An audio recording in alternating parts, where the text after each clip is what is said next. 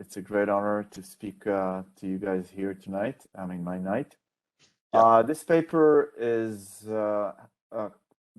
has been written with my co-author, Professor Ariel Porat from Tel Aviv University. It changed its title, and what you see now is the most recent title. You may have seen it floating around with a different title, but it's the same paper. Okay, so what is this paper about? The conventional wisdom, at least in the 20th century, has been that, I mean, if you go back in the 19th century, the conventional wisdom actually was different. But in the 20th century, roughly speaking, the conventional wisdom has been that insurers make the world a safer place. Why? Because insurers are private regulators, maybe it should be between quotes, who teach and monitor insureds' precautionary behavior. Insurers' private regulation decreases risk in the world. And we would like to challenge this conventional wisdom. We argue that insurance actually can make the world a more dangerous place. And we divide this into two claims. The less ambitious claim is that insurers' individual regulatory activities often seek to reduce payouts, not loss. That's actually, I think, quite trivial. But the problem is that this may increase, this particular behavior may actually increase risk, and that I think is less trivial. The more ambitious claim is that insurers have a collective long-term interest in increasing risk above the socially optimal level. And why is that? And I think the intuition is very simple. Why would insurers or insurer want to reduce the very element that gives rise to their existence in the first place? And this quote comes from, or doesn't less risk mean less business for insurers? And these quotes come from a paper about 9 years ago by Ben Shachar and Log. I think Log was here last week. Okay, so it's the same Log. And our claim is that insurers have incentives to turn the social risk knob a few notches above the optimal level. So what do I mean by that? Imagine that insurers can control the knob of the level of risk in the world, and this is a socially optimal level, what you see right now. Our claim is that they will turn the knob a few notches above the optimal level, just because they can and they profit. And usually we get two reactions. One is, this is nuts. How dare you blame insurance companies for doing such a terrible thing? And the other reaction we get is that this is trivial. Why are you surprised that private companies maximize their profit at the expense of the social welfare? And between these two sentiments, we take, I think, a middle ground, and we say it's not that they always do that, but they have the incentives to do that, and sometimes they do that. And I'll try to convince you that they do. And the reason is that insurance is a volume business, and collecting more premiums and paying more claims is better than having fewer of each. That's the claim. Okay, so the structure of the argument is as follows. We have a 2x2 table, and we have short-term and long-term. And the conventional wisdom argues that in the long-term, insurance decreases risk, and that they don't engage in loss shifting. Loss shifting, I mean, they play all sorts of tricks to make either their insureds or the insured's victims, if we're talking about third-party liability insurance, bear the losses. So that's a conventional wisdom. They do good. Our less ambitious claim is that they actually do engage in loss shifting. And the more ambitious claim is that they also engage in increasing risk in the long term. And also we argue that there's the worst of both worlds where they do both. Now, warning boundaries between cells don't always be stable. This is just a conceptual. It's not always easy to allocate specific behaviors or insurance lines into a specific cell here, but this is just a conceptual way to think about the project. So before we start, let me just make maybe a clarification here. We distinguish between liability reduction and loss reduction. in the following way. So, whereas the conventional wisdom argues that insurers, admittedly self-interestedly, exert effort to reduce loss, they combat moral hazard. We argue that loss reduction is incidental, and their primary interest resides in liability or payout reduction, which we call loss shifting. So they only care about them not paying on the policy. They will always choose the path of least resistance. Sometimes the path of least resistance is to teach us to install smoke alarms, and smoke alarms really reduce risk in the world. But sometimes they'll find other ways to reduce their payouts on the policy, and those ways will make us, the insureds, or our victims, if we talk about tortfeasors as insureds, bear the costs. So we don't deny that they can reduce loss. We just say this happens incidentally through the main goal, which is to reduce payouts. Okay, so a less ambitious claim is that insurers have short-term interest in reducing liability, not loss. And they do it in two ways, passive and active. And the passive loss shifting is actually there's much less direct regulation than we teach our students that exist. And I'll talk about it more in a second. And also by active loss shifting, here they, in the paper, we discuss several ways they do that. They obscure contractual, they have obscure contractual manipulations in the contract, small prints that on the one hand keep the losses on the insured's shoulders, but on the other hand, never incentivize insureds to take care because insureds don't read the fine print if they read anything at all. I'm going to talk about apology laws, and I'm going to talk about police violence, and I'm going to talk about employment discrimination. So these are active ways where they shift losses to their insured's shoulders rather than reduce risk in society. So let's start with the passive loss shifting, lack of direct regulation. Actually, when you look at the empirical data or empirical papers summarizing the data, there's much less direct regulation than is conventionally assumed. At least I, always taught my students that insurance companies regulate our behavior, smoke alarms, all sorts of good things that reduce risk. But there are more papers complaining about lack of direct regulation than the other way around. So Kyle Logue, the same Logue from last week, calls to encourage insurance to regulate in a UC Irvine paper from 2015. Tom Baker and Griffith have a book where they complain that there's no regulation in corporate D&O. And most recently, in the context of cyber insurance, you see recent papers from the past 2 years claiming that cyber insurance companies do not regulate cyber risks. Now, why don't they do that? And actually, if you look at the literature, there are several reasons for why they don't do that.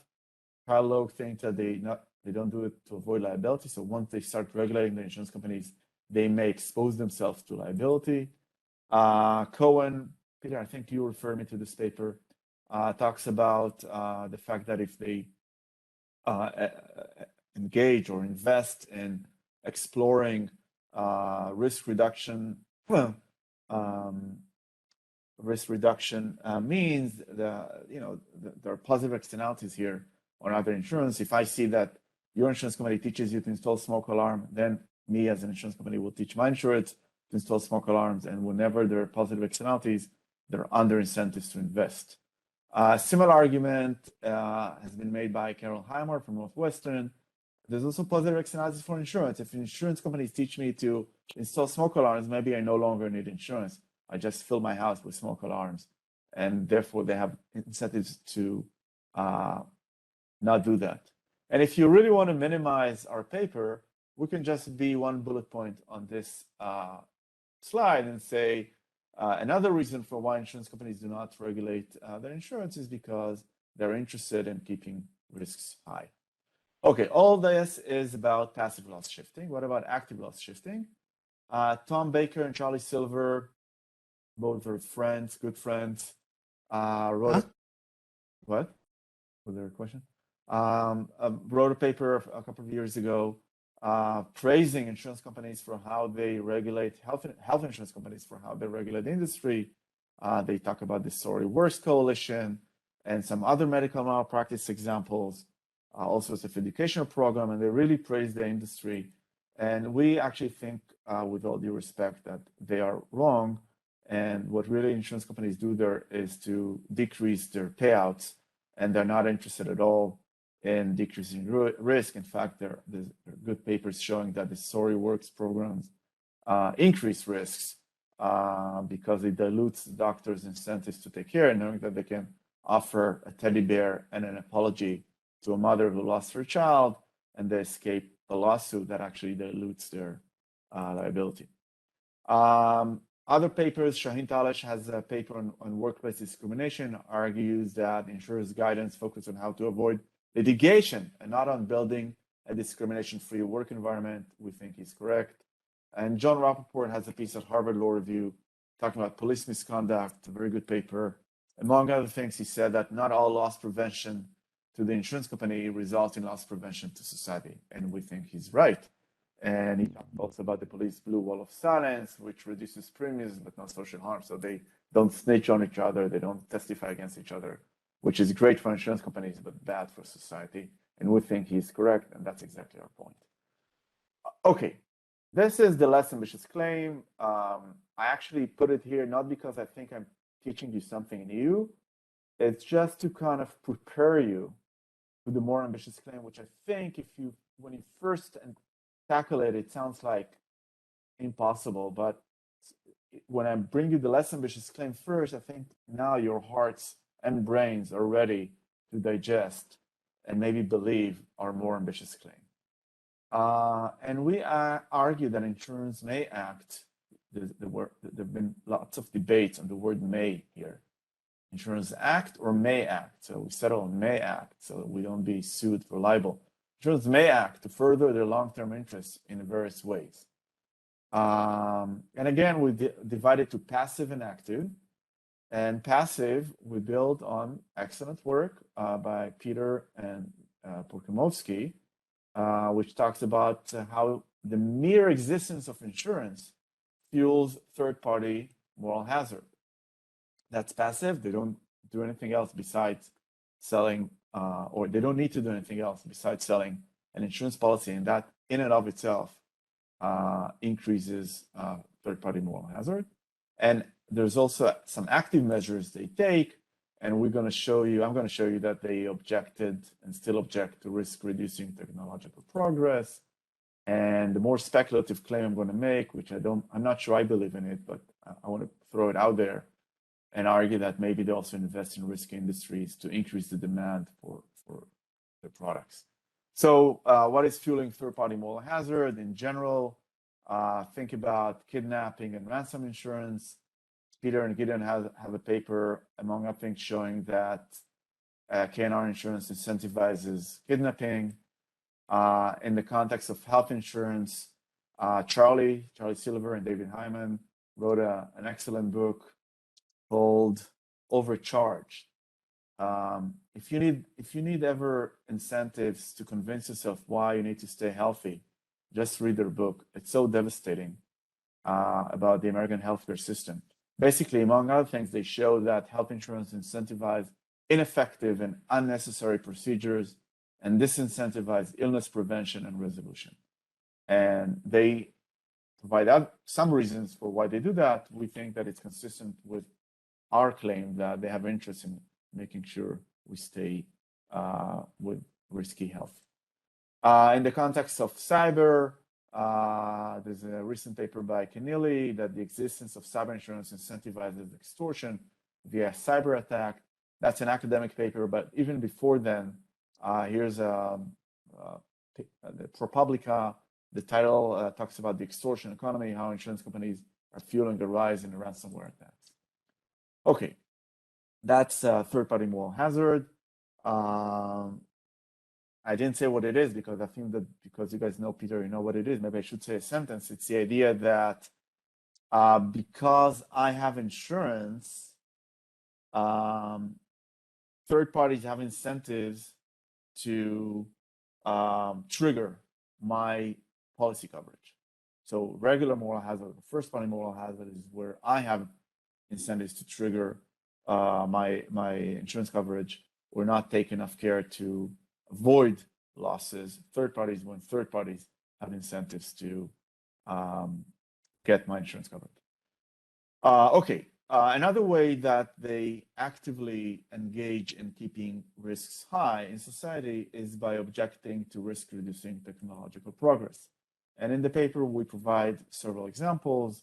One of them is in the 1970s, for various reasons, it's a convoluted story. We didn't independently investigate. Yeah. Whoa.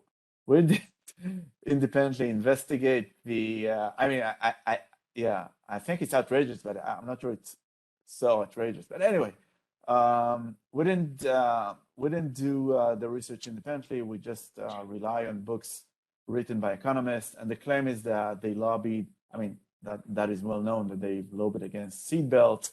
And that, of course, was to maximize their own profit at the expense of everybody's safety. In the 2000s, insurers objected to accessible genetic testing.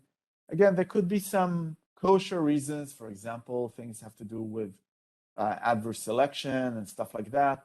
All good, but it's also consistent with our argument that objecting to genetic testing or to coverage for genetic testing keeps people at risk. So, for example, if I don't know that I have a gene for skin cancer or Alzheimer, I will not take measures to avoid the sun or to do other stuff, and that keeps me at high risk. And then in the 2010s and still now, as you may know, insurers trash autonomous cars, and they lobby for stricter and stricter regulation for autonomous cars. You may recall the story about Elon Musk providing his own car insurance for Tesla because he was tired of the obstacles that insurance companies put on his cars. Okay, the more speculative claim I want to make today, and I'm not sure I believe in it. I think it requires more research, which I'm not in a position to do, but I just want to throw it out there, and maybe someone will pick up we'll pick it up and do a more thorough research on this. It's pretty hard to prove, but the problem here is that not every correlation is causation. But let me tell you what I'm talking about. So my claim is that when you look at the data, it seems that major health and less so life insurance companies hold stock in tobacco companies. Disproportionately hold stock in tobacco companies, arms industries, and fast food companies. And that is consistent with them increasing the demand indirectly to their products. So if we smoke and if we eat fast food, we're less likely to become ill, and the demand for health insurance increases. Now, this sounds far-fetched, but then you have this guy here from Harvard who says, first of all, they're making money by directly investing in fast food, and secondly, they're making money by often charging higher premiums to people who have eaten a little too much fast food and are obese, have diabetes, cardiovascular disease, high blood pressures, etc. So, I don't know, maybe. The problem here is that it's first hard to measure. How do you exactly measure disproportional holdings? It's not that easy. It needs great data and a lot of econometric skills. It's also hard to prove causation. Maybe they're just hedging. Maybe they're not really trying to fuel demand for insurance policy.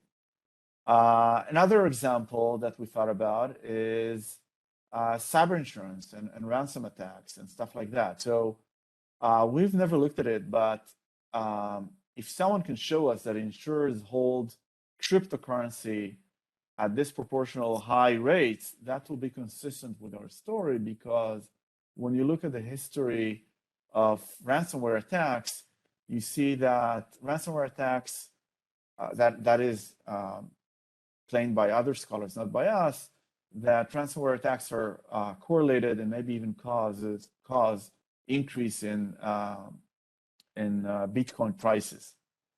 So we know that from other scholars that there's a claim that insurance companies fuel ransom attacks, And maybe it's not just to increase demand for their policy, but also maybe to to just profit from increasing in Bitcoin. So I don't know. These are all speculations. Requires much more work than we are able and willing to do. But I'm throwing it out there. Maybe someone will pick it up.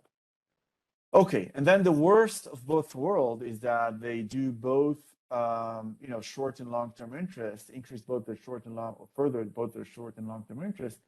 And the example I want to focus on is something actually that I've researched a lot, and that is tort reform. And I want to argue that this is an example for lobbying for risk increasing legislation. Another example in the paper, which I'm not going to talk about tonight, is control repairs of cars. There's an entire industry here, which is interesting, but I'm not going to talk about it. So what do I mean by lobbying for risk increasing legislation? Let's talk about tort reform. Insurance companies have consistently over the past decades supporting damage caps in torts. And they have their own reasons, and maybe we can believe them that they do it to cap their payouts, although you could ask why insurance companies that are not risk averse, why would they be worried about $1 million damages rather than $500,000 damages? Shouldn't be a big deal for them, but maybe in the aggregate it's important, maybe. But I want to offer an alternative explanation and argue that actually when you have damage caps, the simplest law and economic theory of deterrence will tell you that once you cap damages, so doctors, let's say in this case, do not bear the full social cost of the conduct, but just 50% of it, their incentives to take care will be diluted. That's kind of, law and economics 101.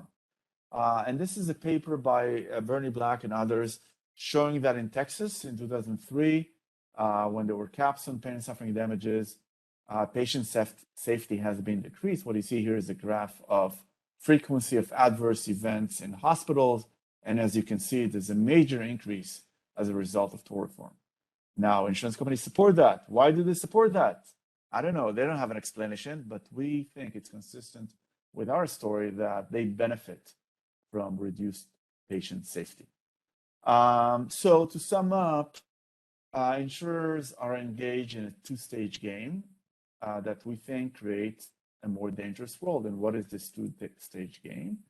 In the first stage, they collectively lobby for riskier world, so caps and damages against autonomous cars. So they collectively increase risk or turn the knob a few notches above the optimal level.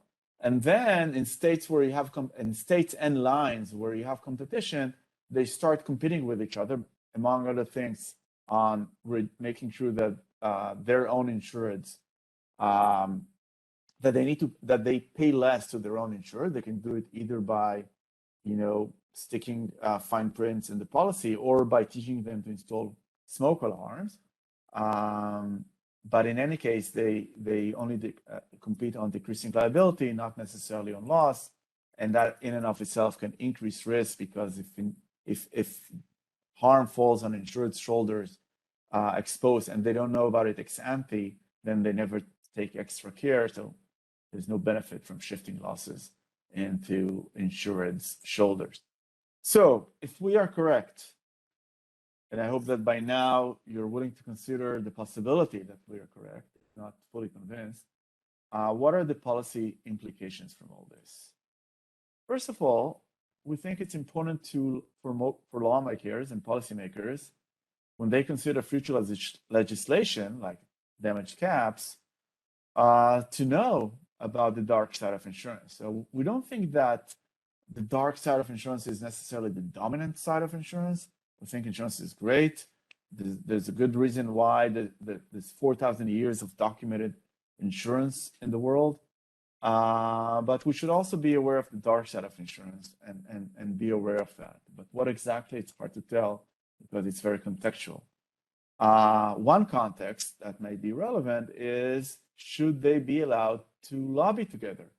Now, I don't know how many of you know, but the last thing that former President Trump did was to sign into law CHIRA, which I regret to say that I don't remember what it stands for, but it's something that came into effect after the riots on the Capitol, so around January 15th or something like that. Really, the last few days of his administration, many few people know about that. Even people, in the area know about that. And basically, the law says that health insurance companies are not allowed anymore to lobby together. There's the McCarran-Ferguson Act. There's an exception. Lobbying is allowed. Now, for health insurance companies, lobbying is no longer allowed. And the reason is very explicit in the legislation. They think that insurance companies have been lobbied against the public interest. So maybe that should be expanded to more than just health insurers. I don't want to go into that. That is kind of a very small circle of people interested in the question of strict liability versus negligence. I don't think it's something we need to talk about. So where do we go from here? First of all, I have a formal paper kind of going through an economics journal. So the paper you've read is now under review in the Law and Economics Journal, but there's also a formal paper with David Gillow, those of you who know him from Tel Aviv University, called Insurance Monopoly and Imperfect Competition When Insurers Affect Risk. Firm modeling, hardcore. Basically, we show that a monopoly insurer who sets a fixed loading factor would choose to raise the level of harm and its probability above zero, and then we show what happens in a Cournot duopoly and all this stuff. And the reason that I approached David and said, look, we need to write this paper is because when I presented it at both Stanford and Harvard, basically people told me, it was the Law and Economics workshop, so people told me, I'm putting it in my own words, that people told me, we understand how it works on the ground, but how does it work in theory? So we needed to show them that actually there could, because everybody knows the theory that insurers does good in the work, they have incentives to discipline us and reduce risk in the world. So that's the conventional theoretical wisdom. So, okay, you show us that on the ground they act, but show us this in theory. So we were able to come up with a theoretical model that shows the conditions when insurers will actually choose a level of harms and a risk of harm which are above the socially optimal level, which in our model is zero. But to be Can I just quickly ask, what's the fixed loading? What's the role of the fixed loading factor, and what does that mean exactly, or what would it look like if there wasn't a fixed loading factor? Yeah, so in the paper, at least in the working version, I'm not sure what exactly will come up in the final version because the paper is too long. But we explored two separate types of loading. One is fixed, the other one is proportional. So fixed loading is when they take the expected harm and add $1 to it. So the actuary fair premium is $5 and now it's $6. And proportional loading is when they add 20% to it. So it's $5 and again it's $6, but it's just because I chose the numbers that make both of them to be $6, but 20% versus an extra dollar. So and the results are different. And if you know, I'm sure you know the literature of the economics of insurance, they always explore both fixed and proportional loading factors. So we do the same. I think that in the end, we have like 30 results, and I cannot even hold them all in my mind. I have to go back and forth. I think we're gonna just choose one type of loading factor, the one that gives us the cleanest results that we need to show, and we'll drop the other ones. The problem is that it's not clear which model is dominant. I mean, there are nice results in both, and there's some not nice results in both. So we'll see. But anyway, we are able to come up with a rational short theory model that shows that what we show happens on the ground can also happen in theory. Okay, where else can we take it? We're not going to do it, but maybe you want to consider whether your doctor is trying to keep you sick and medicated. That's it. Thank you very much. I'm going to stop share. Okay. So I'll take questions. Dan Schwartz is first in the queue, as often the case. And go ahead, Dan, you're on. Dan, good to see you. Nope, Dan, you're muted. Can you? Oh, sorry, that's the issue. There we go. Okay. Yep. Hi, good to see you. So thanks so much. And as you know, Ken and I, we have a lot of sympathy for some of these arguments. But my big sort of pushback to your paper has always been that you downplay the fact that insurers have a strong aversion to uncertainty and to changes in risk. And so a lot of time, it seems to me, they have a pretty strong incentive not to see risk increase because increase is associated with volatility. And I think that this is very much the story of tort reform, like in particular, right? Why did insurers want tort reform?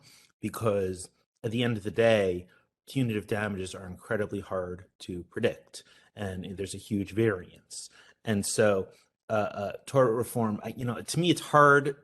It's hard for me to buy the story that what they were thinking was, tort. If we embrace tort reform, there'll be an increase in risk, and then that will somehow or another drive demand. That seems like pretty, like high level metaphysics. That as opposed to, hey, if we have tort reform, things are going to be more predictable because we're not going to have to deal with extreme punitive damages. We're going to have caps. I mean, isn't that really, like, what's the first order reason why they're doing it? Isn't it really about promoting predictability? And I guess I would say, I think the same is true in some other contexts as well. So I guess I would say that in some contexts, I do think insurers have an incentive to see increases in risk if they're really super predictable. But I guess I think that maybe a more important part of the story than, and I know, like, in the latest version, you sort of acknowledge this, but isn't that a really fundamental part of the story that you're not sort of focusing on? Okay, so I have a few answers to you. First of all, you would have been more convincing if the reality was that they lobbied for caps on punitive damages, because punitive damages, I agree with you, there's a lot of variance there. They're unpredictable, all correct. But I was not talking about punitive damages. I was talking about pain and suffering damages. Pain and suffering damages actually are quite predictable. There are studies doing regressions on pain and suffering damages. And pain and suffering, wait, Ronen, in any individual case, pain and suffering damages, the amount you're going to get is predictable. I mean, I would have said exactly the opposite. That in any given case, it's really unpredictable what the quantity of pain and suffering is. Am I wrong about that? Yeah, so we know that on average, pain and suffering are about 30-40% of total damage, which means they're less than the pecuniary damages. So if pecuniary damages is predictable, then pain and suffering damages, by and large, predictable.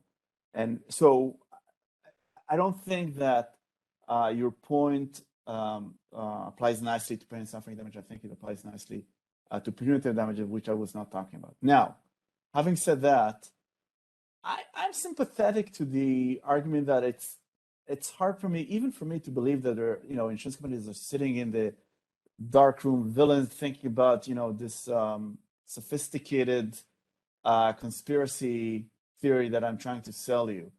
But I'm not sure I need that.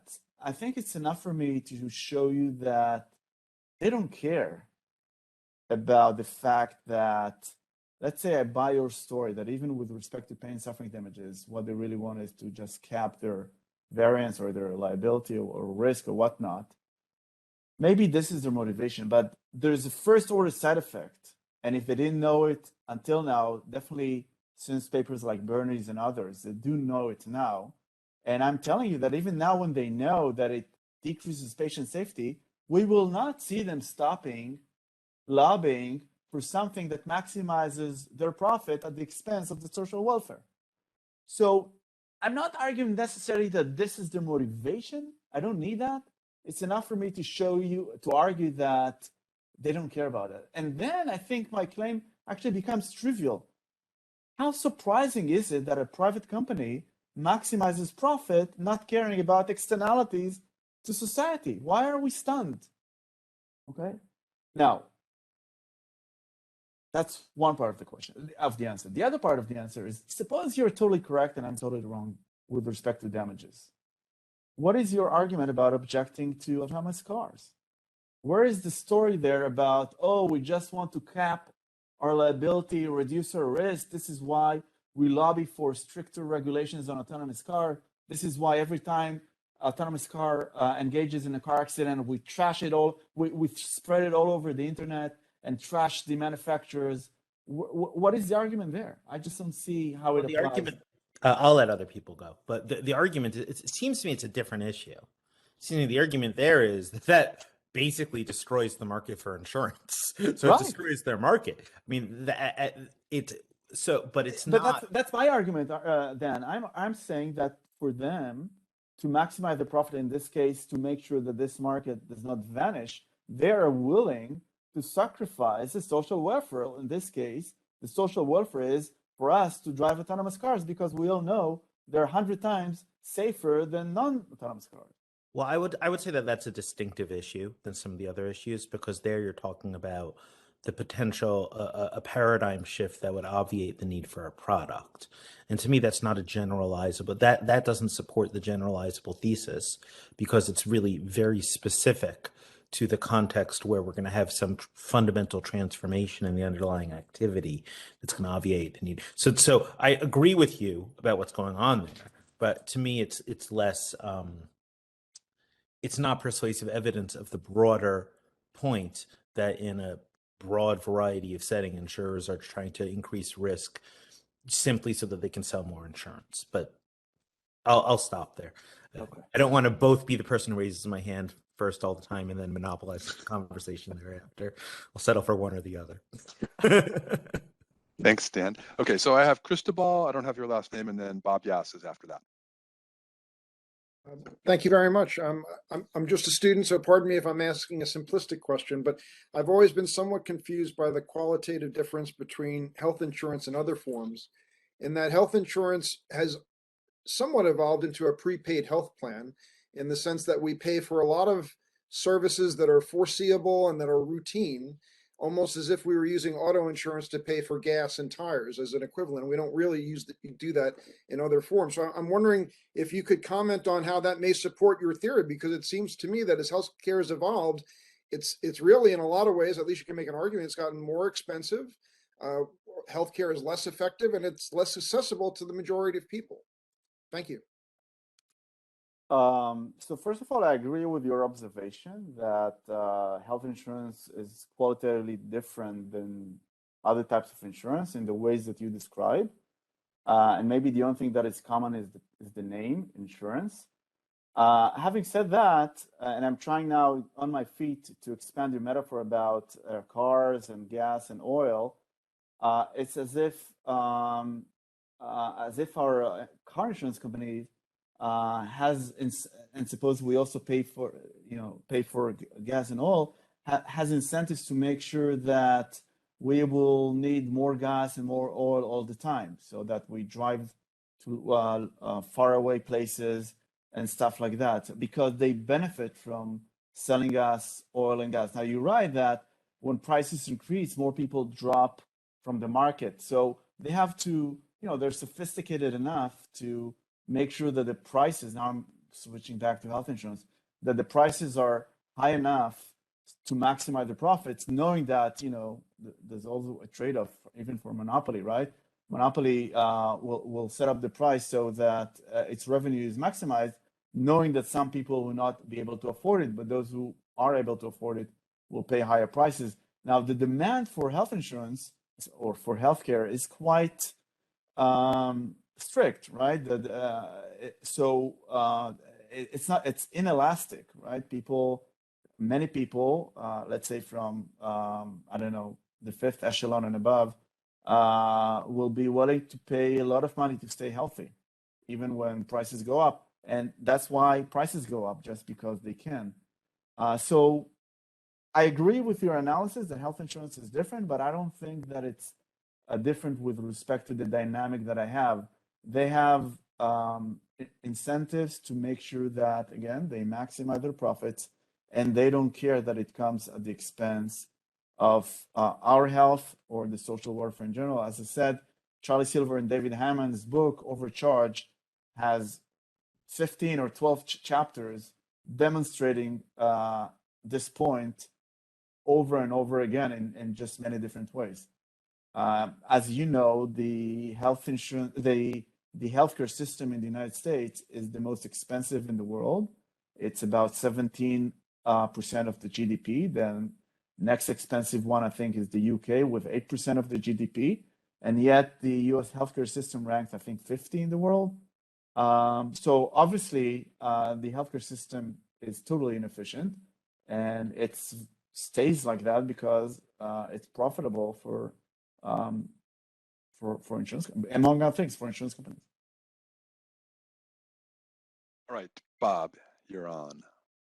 So, Ronen, I apologize. I have not had the benefit of reading your paper, so you may have addressed this issue. But I'm wondering if you've considered the history of the insurance industry's involvement in first being an advocate for no-fault insurance, and then becoming an opponent of no-fault insurance, leading to this sort of last few years of sort of cage match encounters in the Florida legislature, as the state has tried to pivot from a no-fault PIP system to a transition to a tort liability system, one of the last states to do so. So I wonder if you've treated that, and I'm trying to process your thesis here and determine whether the history of no-fault insurance bolsters your theory or runs counter to your theory. So the short answer is that I have not considered this. The longer answer is that obviously this is a very interesting point. I wish you gave it to me 2 or 3 years ago, not now, because then I would have been very happy to explore it. There's some echo here. I don't know if you guys hear it. Do you guys hear the echo, or is it just me? Okay, now it's okay. Now, just on my feet, let me tell you that I wish there was just fault, no fault in the United States, but actually there no fault comes, and they come in many flavors, right? So you have like at least 3 or 4, even 5 different types of no fault states. And I definitely don't know the history, the political economy of what happened in every state. I've never looked at it. If you know of any literature that summarizes it, and I can then look at the history and see if it fits my theoretical framework or doesn't, that will be very helpful. But I have not researched that myself. I just know think the nub of the argument was that the no-fault system really became a way of financing the tort liability system, because it never really eliminated the tort liability system. It was always an overlay. And what you were basically doing was providing a funding source so that to the extent there is inefficiency to a tort liability system, which people are forced to settle, it eliminated that factor and made people less likely to settle. And so if there were efficiencies in the tort liability system, they were no longer there, and therefore the system was still very costly. And so over time, the states repealed their no-fault laws, and Florida is sort of one of the remaining states. Yeah, no, that's very interesting. And again, if you know of any papers or books that have explored this extensively, I would love to look at it and see what I think. No, I haven't thought about it. It's a great point. I'll get a copy of your paper and get back to you. Okay. Actually, whenever I presented this paper, I always have someone like you giving me yet another area to look at, and until you, I mean, you're the only one who was not sure whether it fits my theory or not. The other ones always gave me new areas to look at that they thought fits my theory. So there's a lot of work. There's a lot more work that can be done here, I guess. All right, who else do we have? I don't see anybody's hand, so I'm going to ask a question if I can. And that is, you went through very quickly in your description of your formal model, the idea that it had to be a monopoly, or not had to be, but that in your model it was a monopoly insurer. So it seems to me, I'd just like to hear a little bit more about the way in which a competitive industry, your paper talks about this, about the sort of institutions for collusion, but you gotta, it seems like the basic economics is this driving up the risk for everybody only works if the insurance industry is monopolized or cartelized or can act collectively, and that if you really had a competitive insurance industry, you couldn't get the risk driving up effects that you're talking about. Is that wrong, or and if so, what's the evidence that they're actually colluding with each other to do this? Okay, so if you imagine the social knob, so the first stage of the game, they kind of collectively lobby to increase risk in the world, and then in the second stage, they start competing with each other. So the risks go back down. The first order claim is that there is no reason to think that competition will bring it down all the way to the socially optimal level of risk in the world. So I don't deny that competition can reduce risk, but it reduces it from a high risk to begin with, which they have collectively lobbied for. So that's the first part of the answer. The second part of the answer is that we know that competition is not perfect, especially in insurance markets, where policies are so complicated, and all the possible cognitive biases that you can think about and all the possible manipulations that you can think about happen in this industry. So competition is never perfect in insurance market. Now, in our formal model, we just model kind of Cournot duopoly and Bertrand duopoly, and we kind of show that, you know, which results stay and which results don't stay in those frameworks. I think that with perfect competition, in theory, everything disappears. So at this point, I think the burden will be on you to convince yourself and then me that in any state, in any line of insurance, there's perfect competition. I think we've passed those days and we don't believe in that anymore. Yeah, you're right. I don't anyway. Okay. Travis was next. This sort of follows on Peter's question, and the answer may be quite simple, but it's a little bit about the formal model in the paper that we didn't read. But just thinking about how this logic would apply to a stylized mutual insurer, or even a not, like an actual mutual, where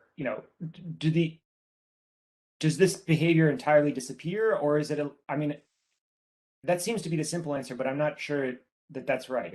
There might be a more interesting hypothesis there.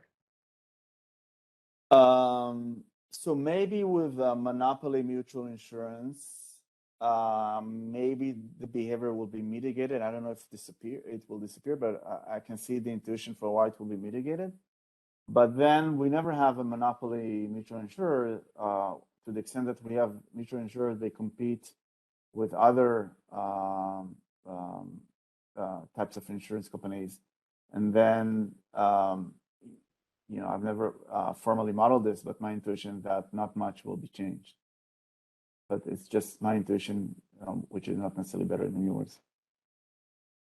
But why? Someone asked in the chat about, look, if the medical malpractice insurers are all the doctors, then why would the doctors want more liability for doctors? Because it makes their insurance company more profitable when they're doctors who are going to have to pay some costs out of pocket anyway and all that stuff. It just doesn't it seem like Travis, I share Travis's view that mutuals are going to solve this problem, at least to a very high degree. I'm not against it. But let me still try and resist your intuition. But again, I'm not. Maybe you're right, but here's why I have a different intuition. So suppose we are all doctors and we have mutual med-mal liability, and let's say I'm the CEO and I come to you, my fellow doctors, and I say, look, guys, there are two states that we can operate in. In one state, we will behave very carefully, and there will be no lawsuits against us, and therefore there will be no need for med-mal coverage. And therefore, on the one hand, you will not be sued, but on the other hand, and the other state is that there are tons of accidents. We need to pay a lot of insurance, but don't worry, you're covered, and you'll never bear any personal costs from your own pockets, which is usually the case. The benefit is that there will be more demand for your services because patients fall from their beds and they'll need more healthcare. So your income will be higher, okay? Because there will be more demand for your services. Your income will be higher, but you also have to pay more med-mal insurance. I don't know. I'm not sure. I think you need to model this, but I don't see why necessarily mutual will solve it. Maybe. I have the intuition it will mitigate, but I don't know if it will solve it. Okay, well, somebody needs to model it, and it's not going to be me, so maybe that's you. We haven't thought about mutual, actually. Do you think it's worth modeling it? Now let's kind of. I do, yeah. I mean, is it such a important part of U.S. insurance market that it's worth modeling it? there's many people here who are better qualified to answer that than I am, but Lars Powell just chatted that almost all mid-mal is provided by mutuals. I don't know. I mean, again, there's Jeff. There's lots of people here who know much more about this, so we can call on one of them. I'd love to hear the answer to the question. I thought my intuition was that mutual insurance is a disappearing phenomenon, but I may be totally wrong about that. You see that in life insurance, there's much less mutual insurance, but in property liability, especially the personal lines, there's quite a bit of mutual insurance. Think about State Farm and Nationwide and USAA. The leading insurers are all mutual, so it's about half, maybe more in some lines and less in others. But they're mutual. Thank you for that. Are they mutual insurance in the way that we kind of a textbook's mutual insurance that really, money left over at the end of the year goes back to the is it really like that?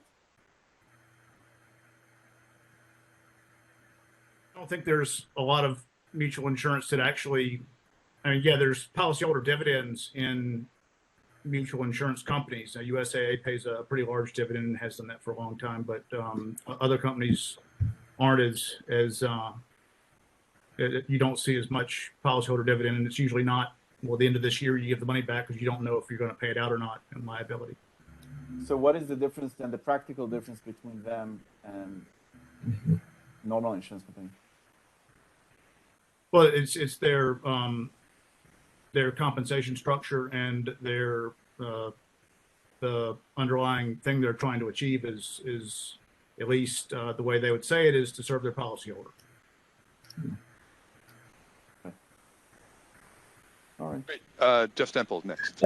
Just following on that, and this group collectively will know more than I will about the current theory, but I've always sort of subscribed to the view that mutuals are different in name only. They becomes like the Burleyan means theory of corporations and ownership and control, and the management starts acting just like a stock company. Now, that might not be true if you have a small enough mutual in a given state for doctors, but otherwise I share some of that same skepticism about whether the theoretical benefits would be realized. Two quick questions, and maybe about the paper that Ronen isn't writing, but is it that carriers, is it that they really want more risk, or they want the perception of risk to stay high enough to sell insurance and at the same time lower, help their bottom line? And this is really, I think, farther afield. My second follow-up, you might have the theory about what top management does, but how does it get translated in the trenches in terms of adjuster behavior and fear of being the one who gets hit with a bad punitive damages verdict because you didn't settle the case that was pending? I see more of this in the liability side. When are you going to get an excess verdict? Why isn't more, what do you do if you've got a big umbrella policy at risk? Some of those things. So I guess the questions were perception versus reality of risk, and then also whether you've thought at all about whether the theory that in the C-suite about what they want to achieve is going to be translated uniformly in the trenches. Yeah, no, great question. So regarding the first one, perception versus reality, definitely they will benefit from us perceiving the world to be a risky place. And actually, they invest money in convincing us that the world is risky. But those papers have been written. Unfortunately for me, those papers have been written already. So I'm not going to write them. Now, the fact that I'm not writing them does not mean that I don't believe it's true. I actually believe it's true. But I think, more controversially arguing that above and beyond their interest in us fearing of a risky world, they have incentives also to make the world riskier. And I think that's more controversial, more counterintuitive, but definitely you're absolutely right. Take any TV commercial on insurance, and it's all about us fearing from the world being a risky place. So you see a family playing in the park, slow motion, everybody's happy, a dog barks, and then the father gets a heart attack. So they want to convince us that it can happen to any one of us any moment, and that the outcome is devastating. Now, maybe, by the way, they're correcting underestimation. Maybe the real, I don't know, but it's interesting to think, maybe the problem is that people underestimate the risk of dying, and by bombarding us with those TV commercials, they're actually fixing the market and increasing our fear level to the socially optimal level 1. Maybe, I don't know, but there's no doubt that they benefit from us fearing of bad consequences. But I'm saying above and beyond that, they're also benefiting from having the real risk on the ground higher. Your other question is horror. I think it's a good point.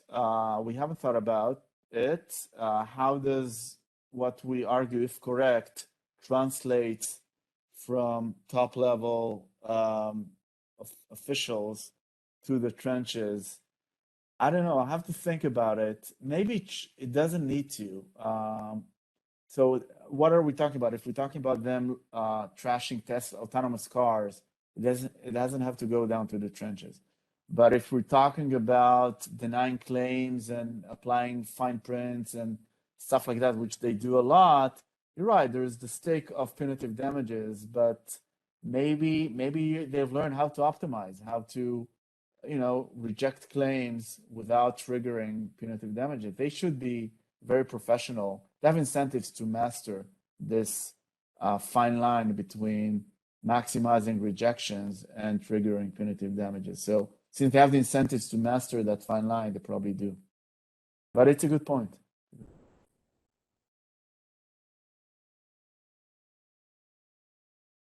Peter, you're muted.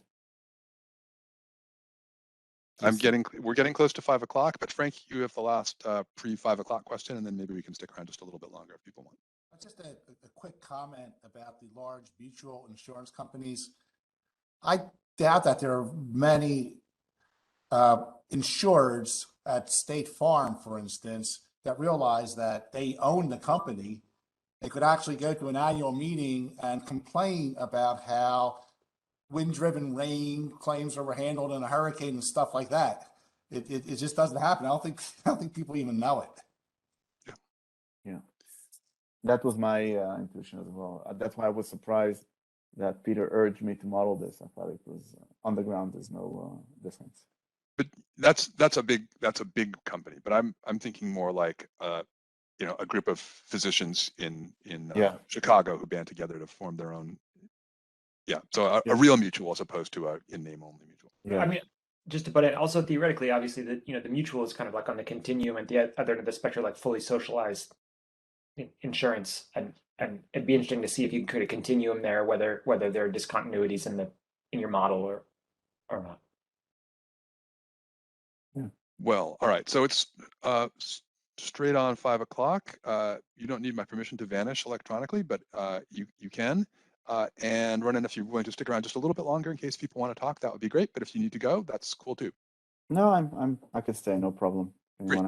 Josh, you're next. Hey Josh, come on how are you?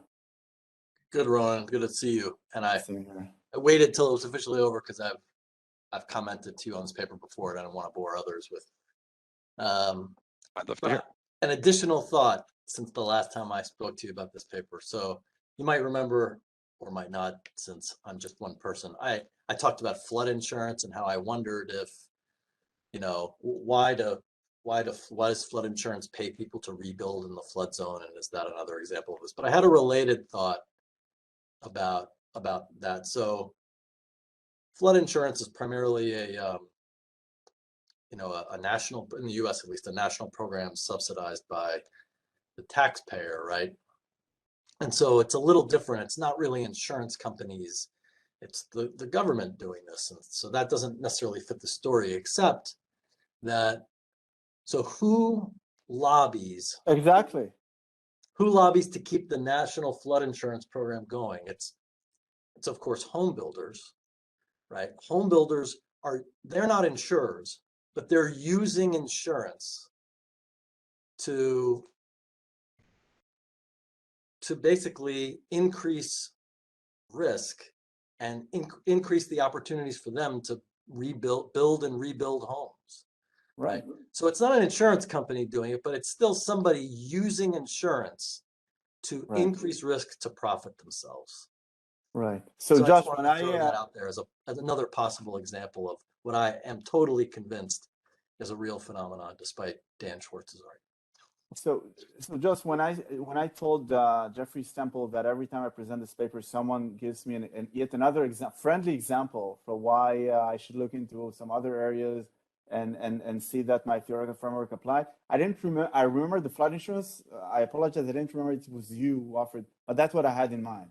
I thought that the flood insurance is a great example that I missed in my paper for how this dynamic works. Yeah, I agree with you. And you know what? Moreover, I will be surprised that if we dig deeper and look into who lobbied for those tax benefits, we will not find that insurance companies were involved in that as well. I will be surprised. But again, it's another chapter that I missed in the paper. Laura, was that a hand raise or just a twitch? Nope, you're muted. Sorry, you're muted. Yep, you're still muted.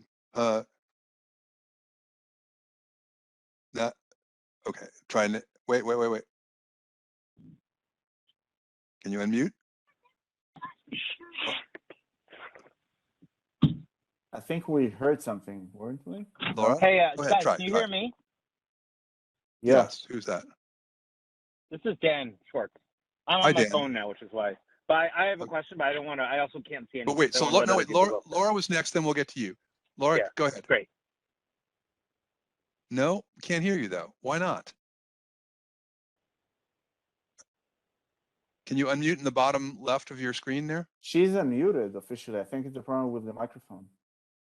Oh yeah, your microphone's not working. You could ask it in the chat while Dan's asking his question. Yeah, ask it in the chat and I'll try to. Okay, Dan, you're on. Oh, well, so the one thing I was going to say, going back to the mutual thing, is Ron, one of the things you might remember about my paper with Ken is when we do our literature review, part of what we see, or we argue sort of the pattern is that where you actually have the best evidence of robust sort of affirmative loss prevention, it's from not only mutual insurers, but what we call like these genuine mutual insurers, where you actually have those characteristics. So, you know, some examples, the work that Anna Shortland has done on like the Lloyd's syndicates and the Arctic shipping, even John Rappaport's work on police liability. Those are all, one of the things he very clearly says is that the mutuals that he's looking at are the ones that are doing a lot of the more affirmative loss prevention. If you go all the way back to the 97 article by I'm forgetting his name, the guy at UVA that you had mentioned earlier, he talks about how with attorney liability insurance and ALAS, you actually see a lot of robust loss prevention there among the sort of real mutual insurers. And what I would tell you is that you know, it's not a robust part of, like, I don't think like State Farm's a genuine mutual insurer, but if you look at some of the niche areas, there really are some significant real mutuals, in part because in some of those contexts, you know, basically mutuals sprung up during some of the insane hard markets of the 80s when no actual insurer would offer a coverage. And so they're still pretty dominant in a variety of areas. And so, you know, to me that is, you know, you can look at how we break it down in the paper, but I do think that sort of frame puts a new light on sort of thinking about where have we seen robust, you know, affirmative loss prevention and where have we not. Yeah, I actually, first of all, thank you for that. Actually, not only I like your comment, I think it's a friendly comment in the sense that I think it. Well, I'm a friendly guy, Abram. No, you are. No, but no, yeah, and also, like, I mean, mostly we agree with, you know, I think we see something similar, like, notwithstanding my objection before, but I do think it's a friendly comment. Yeah, I agree. So, I mean, you are friendly. What I meant is that unlike your first comment, which I think objected to our claim. I think this comment is consistent with our claim, especially if we kind of sophisticate our claim a little bit, or not a little bit. We can sophisticate our claim and along the distinction between mutual and stock, which we have not thought about, but I'm not against it. I mean, I don't think anything will be denied from our paper, or I don't think it harms our paper if we have a more nuanced analysis and distinguish between these two types of insurance companies and restrict our claim to stock market insurance companies. I'm not against that. I think it's a nice, could be a nice addition to our claim. And actually, that's what I like about scholarship, right? So you make a claim and someone say, hey, it's not exactly accurate. Let's make it a little more accurate and be more modest about your claim. Your claim makes more sense when you restrict it to stock companies and not to mutual companies. I'm not against that type of analysis. I think it makes a lot of sense. So thank you for that. Yeah, I think it frames it nicely to say, well, the fact that we don't see it over here when the structure looks different is actually some evidence that we might expect to see it over here where the structure, does give incentives to have it happen. Yeah. Who knew that mutual insurance could be so interesting? All right, Laura, there was something in the chat. Yeah. Let's okay. see what she wrote. Peter, there's so much here. Do you want to read her? Yeah, yes. She says, I was wondering, along with the home builders, what other recipients of insurance dollars are driving this phenomenon? Love overcharged. Note that after the cap on annual limits was removed by the ACA, hospitalizations exceeded $1 million more frequently. Okay, so there are two questions here, right? I think. Yeah. I wish okay, Laura could speak for herself, but she's muted. She love overcharged the book. Now I can read it. No, it's easier for me to understand. Okay. So what other recipients of insurance dollars are driving this phenomenon? In the case of flood insurance, I don't know. Josh, do you have any ideas? I was assuming she's asking not just about flood insurance, but sort of more broadly the idea that there could be non-insurance companies somehow leveraging insurance to increase risk in the world and thereby I think doctors. That's exactly what I think overcharges shows about doctors. Doctors benefit themselves from us staying sick continuously. So I think it's the same dynamic. Love overcharge. Know that after the cap on annual limits was removed by the ACA, hospitalization exceed. Okay, that's another friendly comment. I didn't know that, but that's exactly what we would argue might happen. So it happened. There's another nice sort of, I don't know, maybe negative example from a recent paper, and I don't have the site in front of me, about fire regulations in California, where they show that fire places that put in building codes that said you have to do certain kind of fire prevention stuff had much, much smaller losses to fires going forward. And insurance companies could presumably have just done that by contract, but they didn't. And so the failure to sort of say, no, look, we're not going to insure you against fire unless you put in a thicker roof or whatever it is, that's in some sense maybe negative evidence for it's negative evidence in support of your story. Yeah.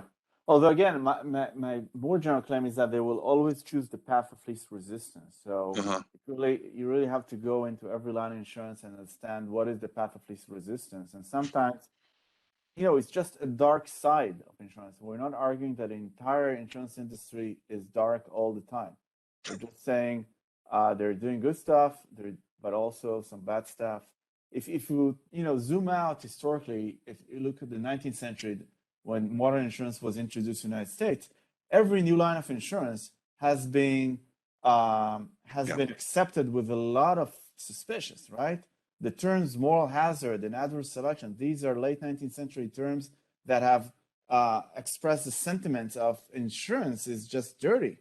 It's so, and then when, D&O insurance came about, people had concerns about, this is going to corrupt D&Os as if they were not corrupt before. So every time a new line of insurance comes, it receives a lot of suspicion. But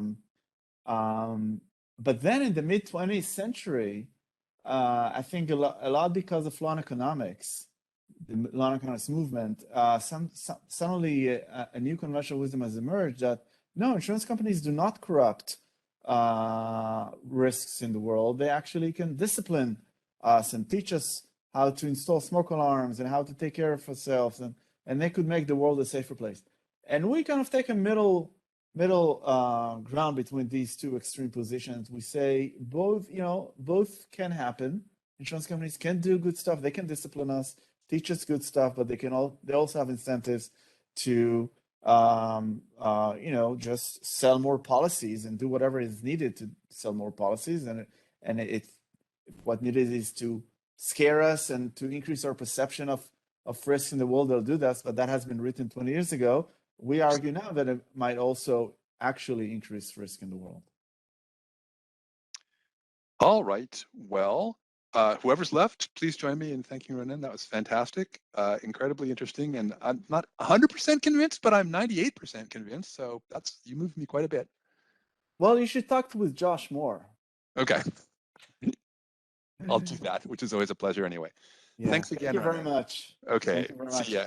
Bye. Bye. Good everybody. night. Bye-bye.